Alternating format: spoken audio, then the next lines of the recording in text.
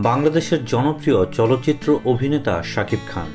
সোহানুর রহমান সোহানের অনন্ত ভালোবাসা ছবির মাধ্যমে শাকিবের আবির্ভাব হয়, কিন্তু ছবিটি তাকে খ্যাতির চূড়ায় পৌঁছাতে সাহায্য না করলেও কয়েক বছর পরে বাংলাদেশ চলচ্চিত্রের ইতিহাসে সবচেয়ে সফল এবং সর্বোচ্চ বেতনভোগী অভিনেতা হিসেবে নিজেকে প্রতিষ্ঠিত করে নেন শাকিব খান।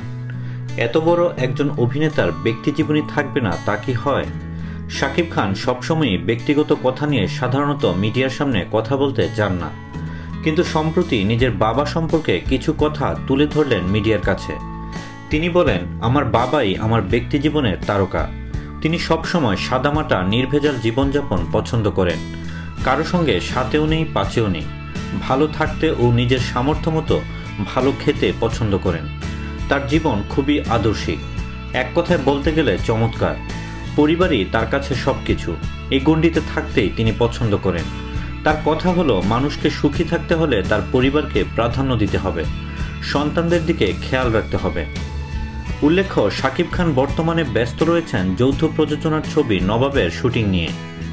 এই ছবিতে তার বিপরীতে রয়েছেন কলকাতার জনপ্রিয় নায়িকা শুভশ্রী গাঙ্গুলি। দেশ বিদেশের নিত্য নতুন খবরাখবর জানতে সাবস্ক্রাইব করে আমাদের সঙ্গেই থাকুন।